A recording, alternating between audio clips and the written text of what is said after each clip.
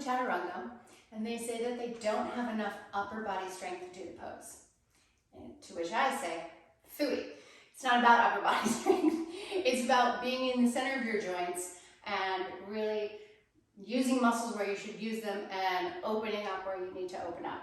Because a lot of people put too much work, too much onus on the upper body in Chaturanga, which is why they can't really get into it, or they do what I call a drive-by Chaturanga, where they hit it for maybe 0.1 of a second and then they've collapsed out of it, and then they've got to get out of the depths to come up into up dog if it's in the middle of a vinyasa and go back into down dog.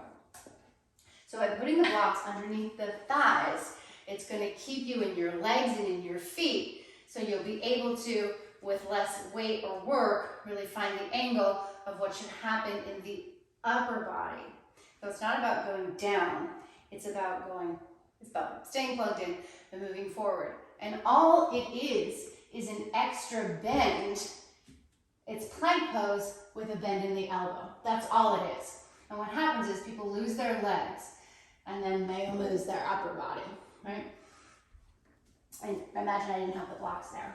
So by putting the scaffolding under, it's going to keep your pelvis from going so far down, and then you'll be able to just do this. So this is just training for Chaturanga, keeping tall and long through the spine. So when you come into plank pose, first of all, you've got to have a strong plank to be able to do Chaturanga, or you won't be able to do it. So I'm going to come down. Nothing changes. My elbow bends. My elbow actually stays over my wrist and my shoulders go forward. So then I can find that block and be like, oh, okay, I'm going to plug my feet in. I'm going to move my chest forward. I'm going to go out through the crown of my head. I'm going to think my pelvis belongs to my feet, and I'm going to work the pose that way. It can really help you stay in the lower body to take the burden off the upper body. So if your Chaturanga looks like this, right? I lost my legs before I even started.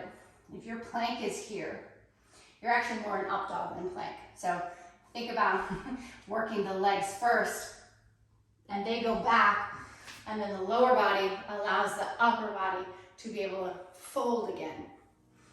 This will keep your thighs and your pelvis at a level